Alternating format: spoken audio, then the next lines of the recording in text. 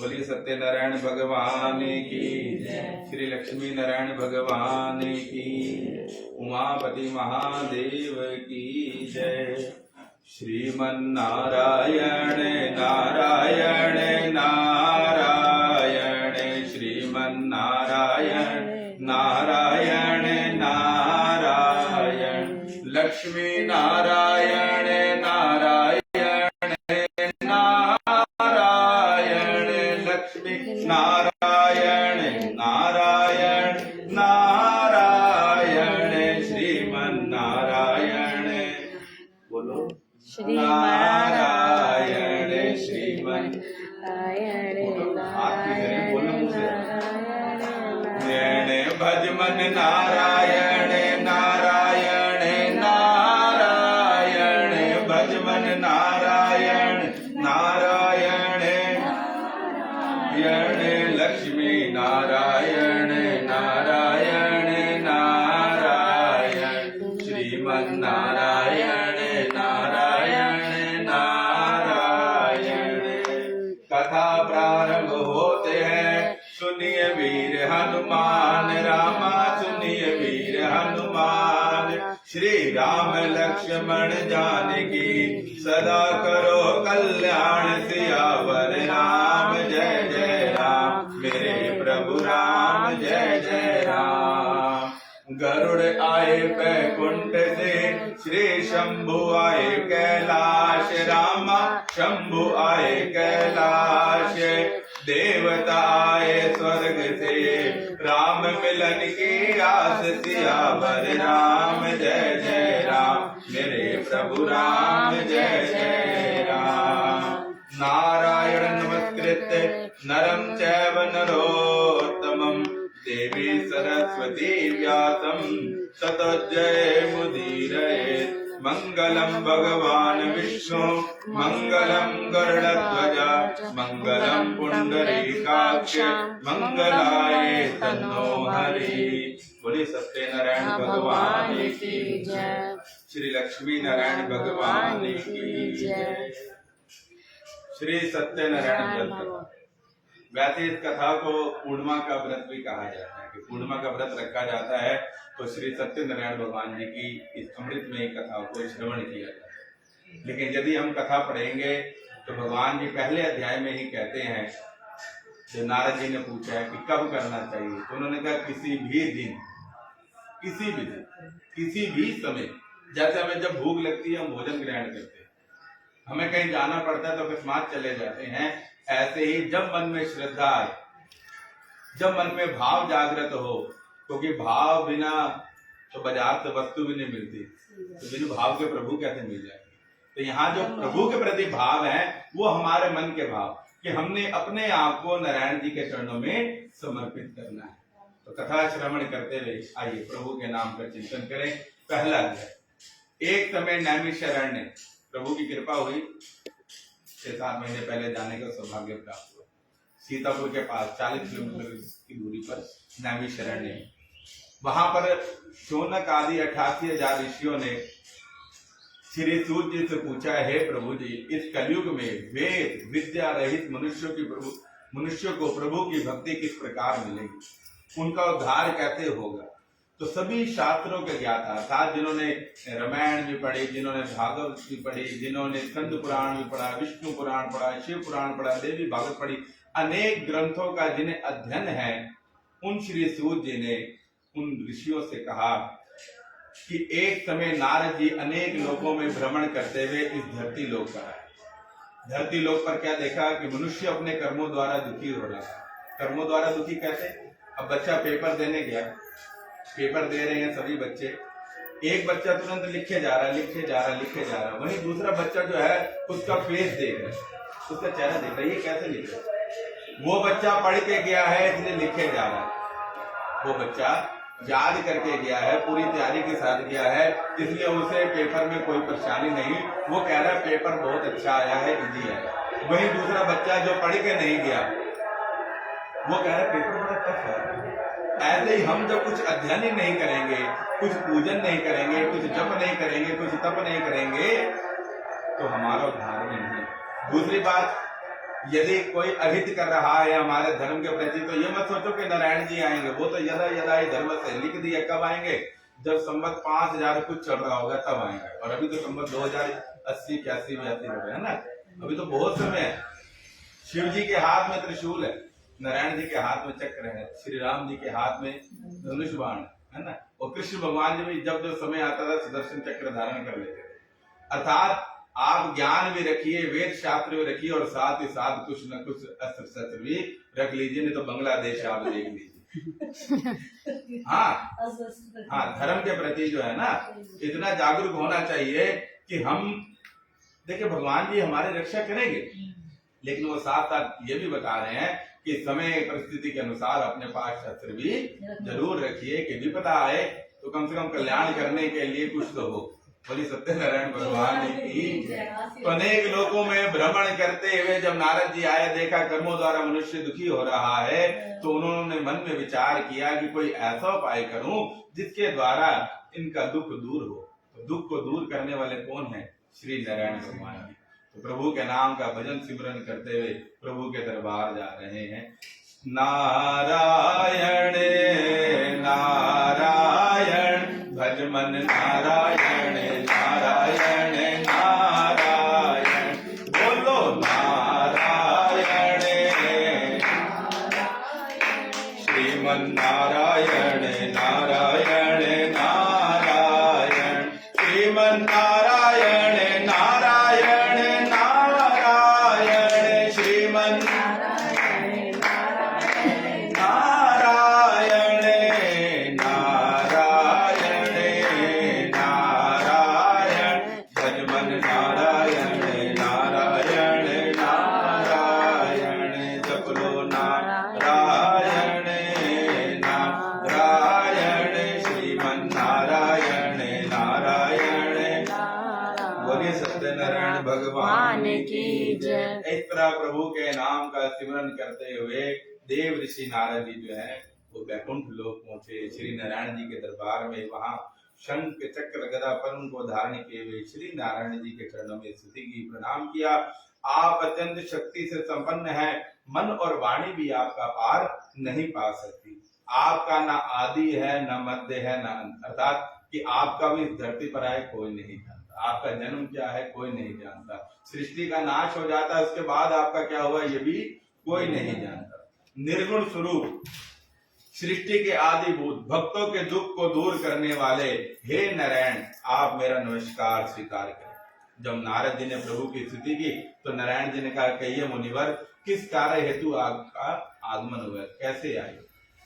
तो नारद जी ने कहा, प्रभु आपके नाम का सिमरन करते हुए जब मैं धरती लोक पर गया तो मैंने देखा मनुष्य अपने कर्मों द्वारा दुखी हो रहा है। इसलिए हे सब पे कृपा करने वाले जगदीश्वर, कोई ऐसा यत्न बतलाइए कि जिसके द्वारा उन मनुष्य का दुख थोड़े से ही प्रश्न द्वारा दूर हो सके। श्री भगवान जी बोले, हे नारद, मनुष्य की भलाई के लिए तुमने अच्छी बात पूछी है। जिस कर्म को करने से मनुष्य मोह से छूट जाता है, ऐसा एक व्रत आज प्रेम के वशीभूत हो मैं तुम्हें बतलाता हूँ।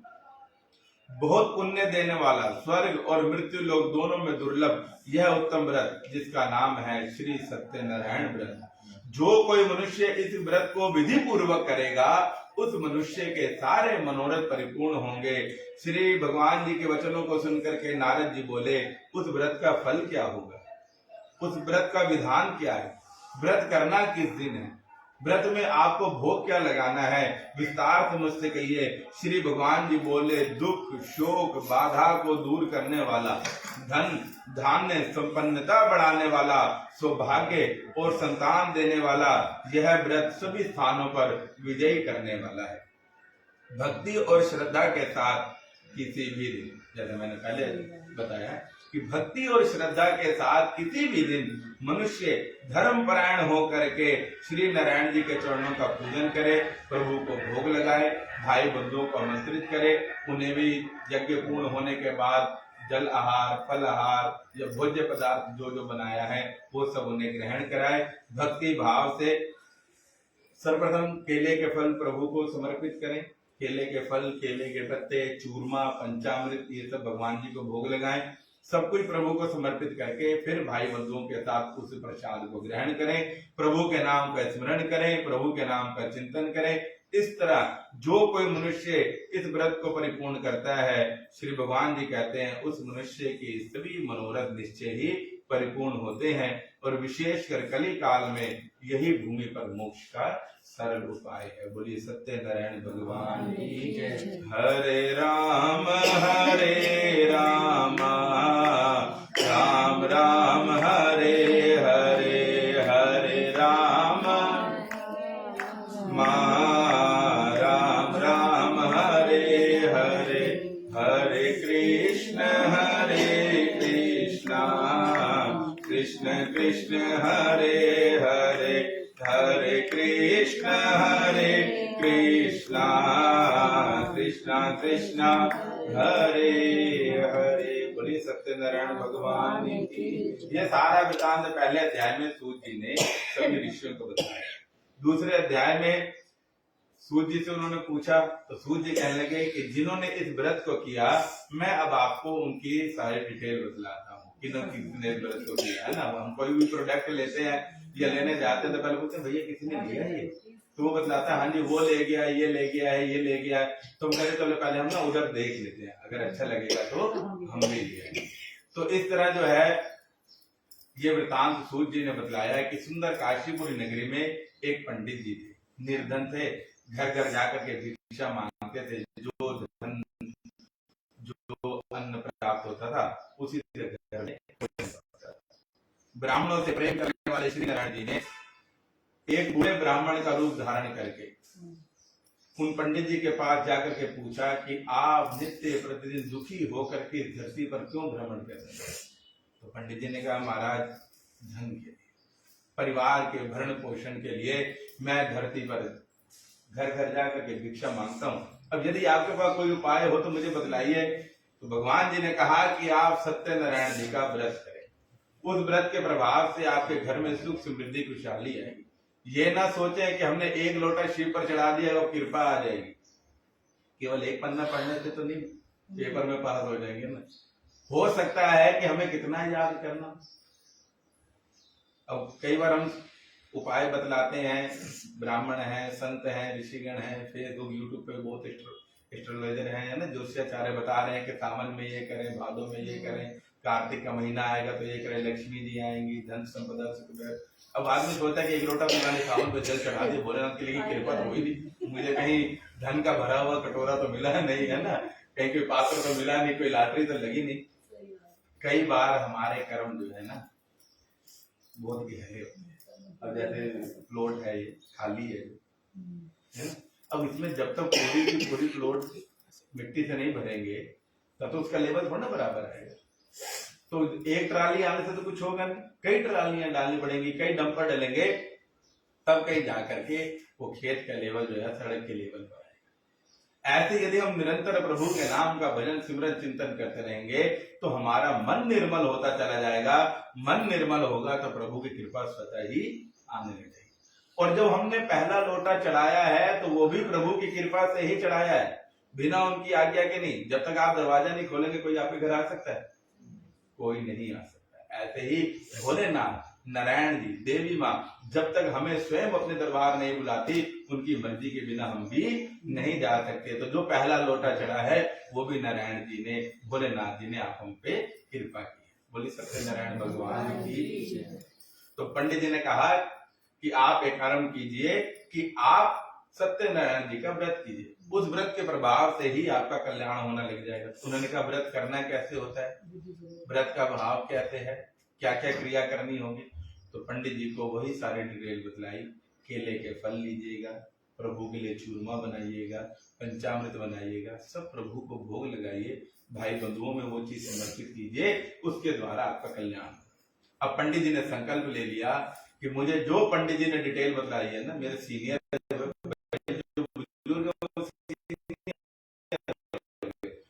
वो भी कल का व्रत जो है आज जो भी मुझे पता उसे मैं सारे सिमरी लेके जाऊंगा। इतना क्या करके उन्होंने प्रभु का उत्तम व्रत करने हेतु भिक्षा मांगने आरंभ की। तो नारायण जी की कृपा को भी पालन करता तो वही, अब जो स्वयं कृपा करने आ जाएंगे तो कोई कैसे रोक सकता है।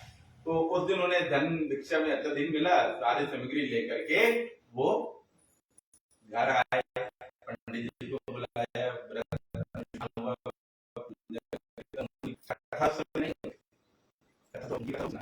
तो पहले क्या होता था, पहले वो जप होता था, पूजा होती थी, प्रभु के नाम का चिंतन होता था।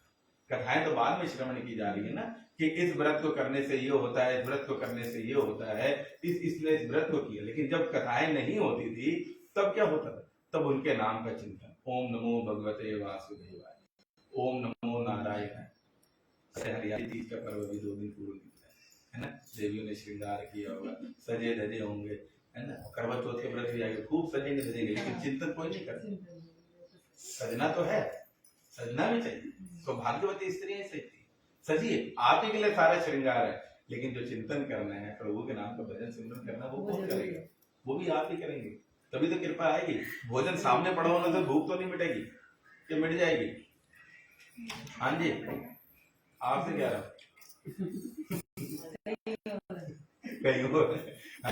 भोजन सामने पड़े होने से भूख नहीं मिटेगी, भूख मिटेगी भोजन करने से। ऐसे ही से शरीर तो प्रसन्न होगा, मन तो प्रसन्न होगा नाम के चिंतन से। बोली सत्यनारायण भगवान की। तो घर में बुला करके व्रत अनुष्ठान हुआ, उस व्रत के प्रभाव से नारायण जी प्रसन्न हो गए, घर में सुख समृद्धि खुशहाली आ गई। पंडित जी जो है अब धन संपदा से युक्त हो गए। इतना कह करके सूर्य जी ने कहा ये इस कथा का वृत्तांत। तो ऋषियों ने कहा क्या पंडित जी को देख के किसी और ने भी इस व्रत को किया?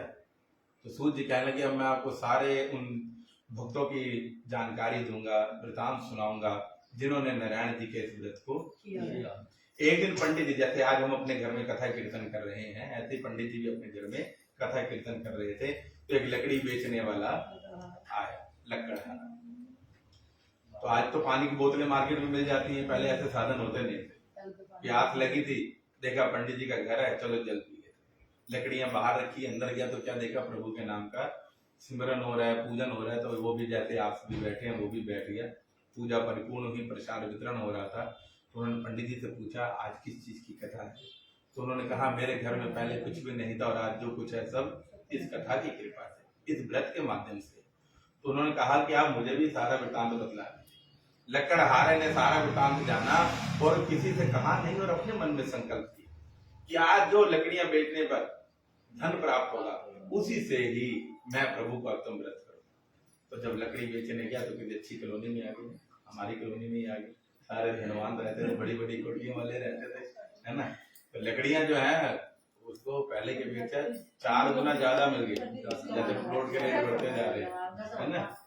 तो लकड़ी अगर पहले 400 की बिकती थी तो 1600 की होगी, 1600 की बिकती थी तो 6400 की होगी। नारायण जी की कृपा होने लगी, प्रसन्न होकर के सारा सामान पूजा की सामग्री लेके घर आया, भाई बंधुओं से इस व्रत को किया। उस व्रत के प्रभाव से वो लकड़हारा धन पुत्र आदि से युक्त हुआ और संसार के समस्त सुख को भोग करके श्री नारायण जी के लोग वैकुंठ लोक चला गया। बोलिए सत्यनारायण भगवान की जय। श्री कृष्ण गोविंद हरे मुरारी, हे नाथ नारायण वासुदेवा। श्री कृष्ण गोविंद हरे मुरारी, हे नाथ नारायण वासुदेवा। पितु माते स्वामी सखा हमारे, पितु माते स्वामी सखा हमारे, हे नाथ नारायण वासुदेवा। बोलो श्री कृष्ण गोविंद हरे मुरारी, नारायण वासुदेवा, हे नाथ नारायण वासुदेवा, हे नाथ नारायण वासुदेवा। बोले लक्ष्मी नारायण भगवान की जय। तीसरा अध्याय, कुछ नहीं होगा। सूर्य जी बोले हे श्रेष्ठ मुनियों, एक और वृत्तांत कहता हूँ सुनो। पहले के समय में उल्लूका मुख नाम का एक बुद्धिमान राजा था, जितेंद्रिय था, सत्य वक्ता था। प्रत्येक दिन देव स्थान अर्थात मंदिर में जाता, प्रभु के चरणों का पूजन करता, दीनहीनों को धन देकर के उनके कष्टों को दूर करता। उसकी पत्नी भी कमल के समान मुख वाली सती सावित्री थी, साध्वी थी। भद्रशिला नदी के तट पर उन दोनों ने भी प्रभु के चरणों का पूजन किया। तो जब वो प्रभु के नाम का पूजन कर रहे थे तो वहां पर साधु नाम का एक बनिया है। उसने कहा कि भक्ति युक्त चित्त से आप क्या कर रहे हैं? आज जो आप प्रभु के नाम का पूजन कर रहे हैं, ये क्यों कर रहे हैं? तो राजा ने कहा, तो राजा ने कहा कि मेरे घर में संतान हो, इसलिए मैं प्रभु के चरणों का पूजन कर रहा हूं। तो बनिए ने कहा, भाई संतान तो मेरे घर में भी नहीं है, आप मुझे भी इस व्रत की सारी जानकारी बता दीजिए, विधि बता दीजिए, डिटेल बता दीजिए, ताकि मैं भी इस व्रत के प्रभाव से अपने आप को संतान सुख प्राप्त करवा सकूं। अपने व्यापार से निवृत्त होकर के जब वो बनिया घर आया तो उसने अपनी पत्नी लीलावती से मीठे शब्दों में कहा, क्या कहा? देखो मेरे स्टूडेंट जो है ना अच्छे होते जाते हैं इसलिए हाँ, जब मैं आया था तो आते ही कहने लगे लीलावती के कलावती, कलावती के लीलावती, सारी प्यारे लोग। अभी मैंने केवल वृत्तांत आया कि उसने अपनी पत्नी कह दी कि लीलावती। लीलावती से कहा कि मुझे एक व्रत के बारे में पता चल। देखिए क्या होता है, मैं यही कहता हूँ, मैं हूँ, आप हैं, कहीं भी जाए, केवल कथा सुननी नहीं है, कथा को समझना है और अपने जीवन में उतारना है। कथा तभी फल देगी, रट्टा नहीं लगाना कि पंडित जी आए, कथा सुनाई, प्रसाद लिया, फल खाया और चलो भाई चलो, नहीं। कथा श्रवण कीजिए, कथा सुनिए, अपने जीवन में उतारिए कि कहीं कोई व्यक्ति किसी कारणवश कथा गलत सुना रहा है तो हम उसको कहने वाले तो बनेंगे। जब हमें पता ही नहीं होगा कि क्या सही है तो क्या गलत, तो कोई कैसे बताए? तो उसने कहा कि हमारे घर में संतान का सुख प्रभु की कृपा से होगा, इसलिए मुझे सत्यनारायण जी के व्रत के बारे में पता चला। लेकिन मैं इस व्रत को तब करूंगा जब संतान आ जाएगी, है ना। पहले व्रत कर ले, पंडित जी को दान दक्षिणा भी दे दे, सबको खिला पिला दे, खर्चा हो जाए और सुख की प्राप्ति भी ना हो। लेकिन कहते हैं गोस्वामी तुलसीदास जी लिखते हैं, तुलसी मेरे राम को, तुलसी मेरे राम को रीझ भयो या खीज। रीझ कहते हैं, रीझ खीज कहते हैं उल्टा या सीधा। भूमे जा उपजे सभी, उल्टो सीधो बीज। मरा राम राम राम राम राम राम राम, मरा भी जपोगे तो भी राम राम हो जाएगा। राम जप रहे हो तो राम तो है ही। तो भूमि में जब हम बीज डालते हैं, किसान बीज डालता है तो वो ये नहीं देखता कि सीधा गया या उल्टा गया, उसका कर्म है बीज डालना। और धरती का फिर काम है उस बीज को पौध के रूप में, पेड़ के रूप में धरती से बाहर विकसित। तो ऐसे ही प्रभु के नाम का यदि हमने सिमरन किया है, जप किया है, तब किया है, तो उसका फल हमें जरूर प्राप्त होगा। उतना ही होगा, उतने ही नंबर आएंगे जितना हम लिख के आएंगे। ये मत होता कि 10 नंबर का पेपर है और हमने एक ही लाइन लिख दी तो 10 नंबर आ जाएंगे, नहीं। पूरा आंसर लिखेंगे तो पूरा फल मिलेगा और पूरा लिखेंगे तो पूरा। भक्ति सिमरन नाम जब तक पूरा करेंगे तो प्रभु का आशीर्वाद भी पूरा मिलेगा। बोलिए सत्यनारायण भगवान की। तो उसने बताया कि घर में संतान होगी तब इस व्रत को करूंगा। तो एक दिन नारायण जी की कृपा से उसकी पत्नी गर्भवती हो गई और 10वें महीने में उसने एक सुंदर कन्या को जन्म दिया। वो कन्या दिन प्रतिदिन ऐसे बढ़ने लगी जैसे शुक्ल पक्ष का चंद्रमा बढ़ता है। तो उस कन्या का नाम रखा, तो बोलो आवाज है, क्या नाम रखा? कलावती। कलाएं बदलती है, चंद्रमा अपनी कलाएं बदलता है रोज। एक दिन छोटा होगा, कल चतुर्थी का चंद्रमा था, आज पंचमी का चंद्रमा होगा, है ना। तो चंद्रमा की कलाओं की तरह जैसे बेटियां बढ़ने लग जाती हैं, तो ऐसी कलावती नाम रखा गया। तो लीलावती ने कहा कि आपने एक संकल्प लिया था, हमारे घर में संतान सुख प्राप्त होगा तो नारायण जी का पूजन करेंगे, अनुष्ठान करेंगे, व्रत करेंगे। तो उन्होंने कहा अभी टाइम नहीं है, अभी थोड़ा बिजनेस बहुत ज्यादा चल रहा है, तो मैं टाइम नहीं है ना, थोड़े दिन बाद करूंगा, जब ये विवाह योग्य हो जाएगी तब करूंगा। अपने व्यापार में लगा रहा। धीरे धीरे सुख की घड़ियां जल्दी बीत जाती हैं, दुख का एक सेकंड नहीं बीतता। दुख की घड़ी में आप बैठे हो, कभी तो ऐसे देखो अरे 11:05 हो रहे हैं, चलो डॉक्टर कह रहा 12 बजे, थोड़ी देर में फिर घड़ी अभी 11:10 भी नहीं हुए, थोड़ी देर फिर घड़ी में जाएंगे तब भी 11-10 नहीं होंगे। और सुख की घड़ी ऐसे बदलती जाती है क्योंकि आनंद में होते हैं, पता नहीं चलता समय कब बीत गया। तो अपने व्यापार में कुशल एक दिन जब बनिया अपने घर आया तो अपनी बेटी को सखियों के साथ खेलते हुए देखा, तो उसने देखा कि बेटी तो विवाह योग्य हो गई। तो बेटी के लिए एक अच्छा वर देखने के लिए उसने अपने दूतों से कहा मेरी बेटी के लिए सुयोग्य वर ढूंढ के लाओ। तो दूत बड़ी खोज देखभाल करके कंचनपुर नगर में पहुंचे और वहां एक बड़े परिवार के पुत्र के साथ उस साधु ने अपनी बेटी का विवाह कर दिया। लेकिन अब कथा में आता है दुर्भाग्य। दुर्भाग्य क्या कि अभी भी वो किस्त जमा नहीं की, इंस्टॉलमेंट जो है वो जमा नहीं की। तो भगवान जी थोड़े से नाराज हो गए और श्राप दिया कि तुम्हें दारुण दुख प्राप्त हो।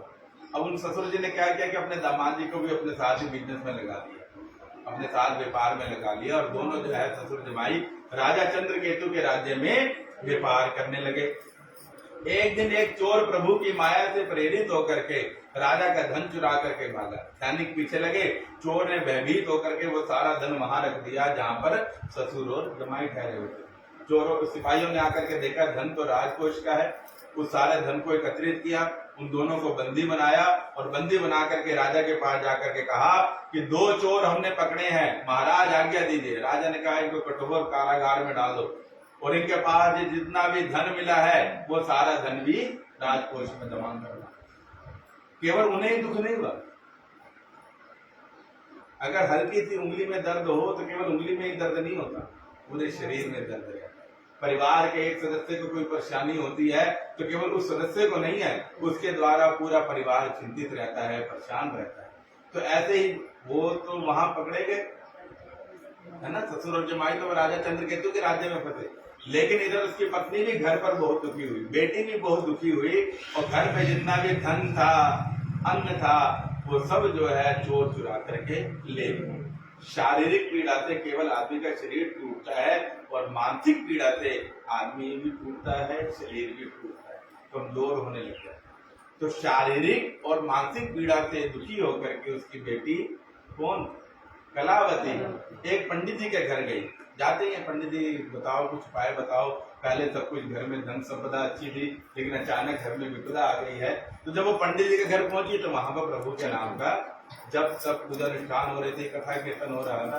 तो आप कभी भी देखिए कि तनाव को दूर करने का केवल एक साधन, प्रभु के नाम का सिमरन, प्रभु के नाम का जप, प्रभु के नाम का स्मरण, ये आपको तनाव से दूर कर देगा। ना जाने कैसे कैसे ख्यालों में खो जाया करते थे, कोई थोड़ा सा भी डांट देता था तो रो जाया करते थे। जैसे बच्ची आए तो नींद की गोलियां खा के भी नींद नहीं आती, पहले मम्मी की गिलोरी में ही सो जाया करता है। सीताराम जी, राधे श्याम जी, माँ ने ऐसे गोदी में लिटाया, थपा, बच्चे को नींद आती। लेकिन जब व्यक्ति अपने कारोबार में लगता है, पढ़ाई में लगता है, चिंताएं उसे लगने लगती है, तो वो आंखें तो बंद करता है लेकिन माइंड जो है वो घूमता रहता है, ये भी करना, वहां भी जाना, वहां भी जाना है, टेंडर नहीं मिला, लेबर नहीं आई, काम इतनी तारीख तक पूरा करना है ना, प्रेशर है। तो आदमी का मन जब व्यथित हो जाता है तो वो लेटना सोना तो चाह रहा है लेकिन उसका मन जो है वो सोने नहीं देता। तो इसी चिंता में वो पंडित जी के घर जब पहुंची, प्रभु के नाम का सिमरन हो रहा था, अब पूजा पाठ करके प्रसाद लेके घर से थोड़ा देर पहुंची तो माँ ने टोक दिया, भाई इतनी देर तू घर से बाहर रही, कहाँ थी, तेरे मन में क्या है? तो उसने कहा कि मैं पंडित जी के घर गई थी और वहीं प्रभु के नाम का जब पूजन अनुष्ठान हो रहा था तो वहीं बैठी। तो लीलावती जो है समझ गई कि हमने जो है प्रभु के नाम से जो दूरी की है, प्रभु के जप से, प्रभु की कृपा को प्राप्त करके जो हमने उसका शुक्राना नहीं किया, धन्यवाद नहीं किया, उसी के कारण हमारे घर में ये विपदा आई है। तो अपने घर में प्रभु की पूजन की तैयारी करने लगी, पंडित जी को बुलाया, यज्ञ परिपूर्ण हुआ। उस यज्ञ का फल उसने भगवान जी से यही मांगा कि मेरे पति और दामाद जी घर आ जाएं तो हे नारायण जी, हम सारा परिवार फिर से बैठ करके आपके चरणों का पूजन करेंगे। नारायण जितने से ही प्रसन्न हो, उन्हें कुछ नहीं चाहिए, सब कुछ तो वो दे रहे हैं। जो हम फल समर्पित कर रहे हैं, जो हम मिठाई लेकर के जा रहे हैं, जो हम प्रभु को भोग समर्पित करने के लिए पुष्पों की माला लेके जा रहे हैं, ये सब तो उन्होंने दुनिया बनाई है, हम उन्हें क्या दे सकते हैं। लेकिन हाँ, भाव के वशीभूत हो कि किसी के घर जैसे खाली नहीं जाना चाहिए, ऐसे ही हम तो लेने भी जा रहे हैं। सब कुछ होने के बाद भी जब हम जाते हैं सब कुछ होने के बाद भी आप जब माता पिता के यहाँ जाओगे तो भी उधर से आशीर्वाद तो जरूर मिलेगा, कितने भी बड़े क्यों ना हो।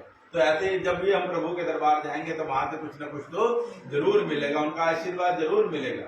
नारायण जी प्रसन्न हो गए और राजा चंद्रकेतु को सपने में दर्शन दे करके कहा कि जिन दो चोरों को तुमने पकड़ा है वो चोर नहीं है, वास्तविकता में वो व्यापारी है।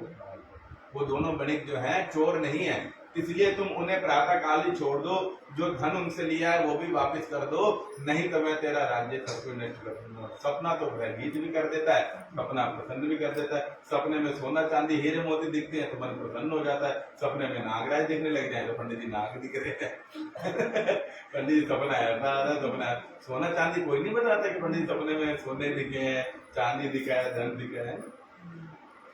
तो राजा का स्वप्न जब प्रातः काल के बेला में निद्रा खुली, इस स्वप्न को राजा ने सभा में सुनाया, दोनों को कैद से मुक्त किया और धन वस्त्र आदि से उन्हें सुशोभित किया और जितना धन उनके पास से मिला था उसको भी डबल कर दिया और कहा कि अब आपको भयभीत होने की आवश्यकता नहीं है, आप चाहें तो यहाँ पर रह करके व्यापार कर सकते हैं, आप चाहें तो घर भी जा सकते हैं। तो दोनों ने कहा नहीं महाराज अब एक बार तो हम घर को चलते हैं। दोनों ने मंगलाचार करके यात्रा आरंभ की। बोलिए सत्यनारायण भगवान की। चौथे अध्याय में जब उन्होंने यात्रा आरंभ करी, पूज्य जी ने कहा कि थोड़ा दूर जा करके एक डंडी वेश डाले। अब वो कौन थे? फिर से प्रभु थे। वेश बदला और जा करके बनिए से कहा कि तेरी नाव में क्या है? उन्होंने कहा मेरे नाव में तो कुछ नहीं है। के भगवान जाओ जाओ जाओ बाबा जाओ, है ना। कभी किसी याचक को खाली मत मिलो, आया है उसको कुछ ना कुछ दो। हाँ, फिर वो ये कहे कि ये चाहिए वो चाहिए, फिर नहीं, डिमांड पूरी नहीं, जितना आपकी श्रद्धा है उतना आप दीजिए और उसके बाद जो है उन्हें विदाई। तो उन्होंने कहा महाराज मेरी नाव में तो बेल और पत्ते भरे हैं, क्या आपको चाहिए? तो उन्होंने कहा नहीं महाराज तथा तुम्हारा वचन सत्य हो। अब नित्य क्रिया करके जब आया नौका के पास तो क्या देखा, नौका थोड़ी सी हल्की हल्की लग रही है, पानी की लहरों में ना हिल रही है। तो जाकर के देखा तो सारा धन जो है वो तो बेल पत्ते बन गए और सारा धन जिसका बेल पत्ते बन जाए तो दुख तो होगा। सारा धन ये क्या हुआ, एकदम माइंड ने काम करना बंद कर दिया, बेहोशी हो गए, मूर्छित हो गए, थोड़ा मूर्छा चेतना जागी। दामाद जी ने कहा कि आप दुख ना करें, आपने जो संत जी से, सन्यासी से, दंडी स्वामी से जो गलत शब्द कहे हैं ये उसी का फल है। वो सामने ही बैठे हैं, आप जाकर के उनसे क्षमा याचना मांगे। तो साधु जो है वो बनिया जो है दंडी वेशधारी स्वामी के पास पहुंचे और कहा कि महाराज मेरे द्वारा यदि कोई गलती हुई है तो क्षमा कीजिए और पहले के समान मेरी नौका में धन भर। तो स्वामी स्वरूप नारायण जी कहने लगे कि बारंबार तो मेरी भक्ति से विमुख हुआ, एक बार नहीं, दो बार नहीं, कई अवसर मैंने तुझे प्रदान किए कि जो तूने संकल्प लिया था उस संकल्प को परिपूर्ण करो, लेकिन तुमने उस संकल्प को परिपूर्ण नहीं किया। तो भगवान जी के चरणों में क्षमा याचना करने लगा, हे प्रभु आपका पाप तो ब्रह्मा आदि देवता नहीं पाते, मैं अनजान मलिन मन ना जानू कोई रीत, अटपट वाणी को ही प्रभु जी समझो मेरी प्रीत।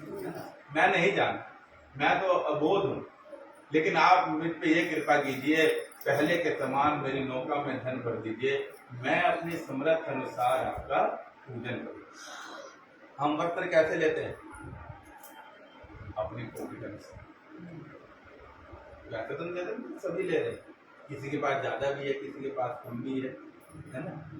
हमसे अपने को देखो, किसी के पास ज्यादा भी होता है, किसी के पास कम भी होता है। तो हम गाड़ी रखते हैं, हम फोन रखते हैं, हम वस्त्र रखते हैं, लेते हैं, या हम भोज्य पदार्थ लेते हैं तो कैसे लेते हैं? जितनी हमारी समर्थ। यहाँ पर वो भी कहने लगा कि हे प्रभु कृपा करो, मैं अपने समर्थ अनुसार आपका पूजन करूँगा। प्रभु ने आशीर्वाद दिया, आकर के देखा नौका धन से परिपूर्ण है। प्रभु के चरणों में पूजन करके यात्रा आरंभ हो गई। जब नगर में पहुंचे तो एक दूत से कहा कि घर जाके संदेशा दे दो कि हम आ चुके हैं और थोड़ी देर में घर आ जाए। दूत ने घर जाके समाचार दिया कि साधु बनिया आ चुके हैं, महाराज जी आ गए हैं और थोड़ी देर में घर आ जाएंगे। तो उसकी पत्नी जो प्रभु का पूजन कर रही थी उसने लीलावती कलावती से कहती है मैं जा रही हूँ, तू जो पूजा कर रही है वो पूजा पूर्ण करके चुप ही आ गए। अब उसने सुना कि मेरे भी स्वामी आ गए, तो वो अपने स्वामी के दर्शनों के लिए पूजा छोड़ के, भगवान जी तो कहीं नहीं जा रहे। कई बार ऐसा ही होता है ना, हमारे घर में पूजा अर्चना चल रही है लेकिन हमारा ध्यान कहाँ चल जाता है, लोग आ रहे हैं, लोग आ रहे हैं, लोगों ने तो आना ही है, हमने उन्हें इन्वाइट किया है। हम अवज्ञा कहाँ कर देते हैं कि सबको बुलाने वाले को हम छोड़ने लग जाते हैं। तो लिफाफे मिले गेस्ट को नहीं पूछा, अरे आप बैठो, जो आपके बुलावे पर आया है ना वो आपको मिलके ही जाए, वो स्वतः आपको ढूंढेगा। अगर आपने किसी को इनवाइट किया है तो आप उसे मत ढूंढो, वो स्वतः ही आपको ढूंढेगा। मुझे मिलना है ना, मैं जिनके घर गया हूँ कि मैं दिखाऊं कि मैं आया हूँ आपके बुलावे। तो हम क्या करते हैं, भक्ति भाव को पीछे करके पहले उनसे मिलने लगे। ठीक है, घर में जो भी आया है वो नारायण का ही रूप है, लेकिन स्वतः ही नारायण ही अगर सामने हम पूजा अर्चना कर रहे हैं तो हमारा ध्यान जो है भक्ति की तरफ। तो स्वामी को देखने के लिए जब कलावती गई, प्रभु फिर से थोड़े नाराज हो गए और उसके स्वामी को जो है वो नौका सभी थी समुद्र में डूबो। पुत्री को दुखी देख करके, नौका को, धन को, दामाद को डूबा हुआ देख करके उस बनिए ने फिर से प्रभु से प्रार्थना की, हे नारायण जी, मुझसे मेरे परिवार द्वारा यदि कोई अवज्ञा हुई हो तो आप क्षमा करें। भगवान जी की कृपा से आकाशवाणी हुई कि तेरी पुत्री मेरी पूजा, मेरा प्रसाद उसका तिरस्कार करके आई है, घर जाए, पूजा परिपूर्ण करे, प्रसाद ग्रहण करे तो आकर के अपने पति के दर्शन कर सकती। घर आई, फिर से प्रभु का प्रसाद ग्रहण किया, पूजा परिपूर्ण की और आकर के पति के दर्शन किए। फिर उस दिन से साधु बनिए ने एक दिन निर्धारित कर दिया, कौन सा, पूर्णमासी। तो पूर्णमासी तिथि जब भी होगी, मैं कहीं पे भी हूँ, अपने बिजनेस में कहीं बाहर होऊंगा तो वहां पंडित जी की व्यवस्था करूंगा, घर पे होऊंगा तो परिवार सहित मैं प्रभु का ये व्रत जरूर परिपूर्ण करूंगा। उस व्रत के प्रभाव से वह समस्त सुख को भोग करके फिर स्वर्ग लोक चले। बोलिए सत्यनारायण भगवान। 5वां अध्याय। सूर्य जी बोले, हे ऋषियों एक और कथा सुनो। प्रजा पालन में लीन तुम ध्वज नाम का भी एक राजा था। उसने भी प्रभु के प्रसाद को त्याग करके बहुत दुख पाया। एक दिन शिकार खेलने के लिए वन में गया, वन्य पशुओं का शिकार करके एक पेड़ के नीचे आकर के आराम करने लगा। तो वहां पर राजा ने क्या देखा कि कुछ ग्वाल बाल भी प्रभु के नाम का सिमरन कर रहे हैं, पूजा कर रहे हैं। ग्वाल बाल संग राजा वन में भक्ति करी, मन वांछित फल दीनो दीन दयाल हरि। तो उसने क्या देखा कि प्रभु के नाम का भजन सिमरन हो रहा है, तो कई बार अहम भी आ जाता है ना, मैं बड़ा हूँ, जिसको नमस्कार करना है मुझे करे। नहीं, अगर ब्राह्मण ने किसी को देख लिया पहले तो वो बुला दे, हाँ जी राम राम जी राम राम। यजमान ने देख लिया है कोई बड़ा है तो वो राम राम बुलाए। बड़े ने देख लिया है कि मेरे से छोटा आ रहा है और छोटे ने भी देख लिया कि बड़ा है, तो छोटे का तुरंत दायित्व बनता है कि अपने बड़े का सत्कार करें। अब जब ग्वाल बालों ने देखा कि राजा आए हैं, तो राजा जब पूजा परिपूर्ण होगी तो ग्वाल बाल जो है प्रभु का प्रसाद लेकर के राजा के समीप आए। तो कई बार ये भी, अब हम इनके घर का खाएंगे, इनके हाथों का खाएंगे। लेकिन आप ये देखिए, राम जी किसके घर गए थे बेर खाने? ये शबरी आई थी बेर लेके। कन्हैया किसके घर गए थे? विदुर के घर। ये विदुरानी आई थी भोजन बना के? नहीं, वो चले आते भाव से। झूठ कपट निंदा को त्यागो, हर प्राणी से प्रेम करो। घर में आए अतिथि कोई तो यथाशक्ति सत्कार करो। क्यों? पता नहीं किस रूप में आकर नारायण मिल जाएगा। निर्मल मन के दर्पण में फिर राम के दर्शन पाएगा। पता नहीं किस रूप में नारायण जी आ गए। तो जब ग्वाल वाल प्रसाद लेकर के आए तो तिरस्कार करके अपने राज्य को पहुंचा, तो क्या देखा, जो राजमहल थे, नगरी थी, सब वो ध्वस्त हो चुकी है। तो किसी ने बताया, महाराज हमें लगता है कोई कारण तो कुछ है नहीं ध्वस्त होने का, लगता है जो आपने अवज्ञा की है, तिरस्कार किया है, उसी के कारण है। तो राजा फिर से वहां पहुंचे, प्रभु के नाम की बंदगी की, प्रभु के नाम की पूजा आराधना की। उस प्रभाव से राजा ने आकर के देखा, जैसे हम कोई स्वप्न देखते हैं, स्वप्न में सब कुछ नष्ट हो जाता है, आंखें खुलती है, ठीक है सब कुछ ठीक है। तो ऐसे ही उनको स्वप्न मत लगा। उस व्रत के प्रभाव से, उस कृपा के प्रभाव से राजा फिर स्वर्ग लोक को चला गया। जो कोई मनुष्य इस दुर्लभ व्रत को करता है, कथा श्रवण करता है, उसे धन धान्य की प्राप्ति होती है। निर्धन धनी होता है बंधी सभी बंधनों से मुक्त होकर के भगवान जी की कृपा से अखंड सुख को प्राप्त करता है। संतानहीनों को संतान की प्राप्ति होती है, उसके सारे मनोरथ परिपूर्ण होते हैं और वैकुंठ धाम को जाता है। जिन्होंने पहले इस व्रत को किया, सबसे पहले पंडित जी ने किया था, तो भगवान की कृपा से उन्हें दूसरा जीवन जो है वो सुदामा का था। तदुपरांत उल्का मुख नाम का राजा जो अपनी पत्नी के साथ व्रत कर रहा था, उनका जीवन राजा दशरथ स्वयं नारायण राम जी के रूप में उनके घर। तीसरा जन्म साधु नाम का बनिया जो राजा मोरध्वज बने और अपने पुत्र को आरे से चीर करके मोक्ष को प्राप्त करा। और महाराज तुंगध्वज सबसे अंतिम वाले जिन्होंने प्रसाद त्यागा था, वो स्वयंभू होकर के भगवान में भक्ति युक्त कर्म करके मोक्ष को प्राप्त हुए। बोलिए सत्यनारायण भगवान की जय। हरे राम राम राम हरे हरे, हरे कृष्ण कृष्ण कृष्ण हरे हरे, हरे राम राम राम हरे हरे, हरे कृष्ण कृष्ण कृष्ण हरे हरे, हरे राम राम राम हरे हरे, हरे कृष्ण कृष्ण कृष्ण हरे हरे। मेरी झोपड़ी के भाग आज खुल जाएंगे, राम आएंगे। मेरी झोपड़ी के राम आएंगे, राम आएंगे, आएंगे राम आएंगे, राम आएंगे। मेरी कुटिया के बाग आज खुल जाएंगे, राम आएंगे। मेरी कुटिया के बाग आज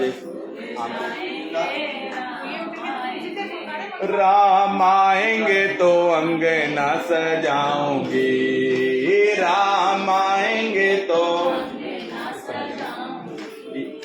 खट्टे मीठे बेर उनको खिलाऊंगी, खट्टे मीठे बेर उनको। मेरे जन्मों के सारे पाप धुल जाएंगे, राम आएंगे। मेरे जन्मों के ले जाएंगे, राम आएंगे। ओ राम आएंगे, आएंगे राम आएंगे, राम आएंगे, आएंगे राम आएंगे। मेरे जन्मों के सारे पाप धुल जाएंगे, राम आएंगे। मेरी झोपड़ी के भाग आज खुल जाएंगे, राम आएंगे। मेरी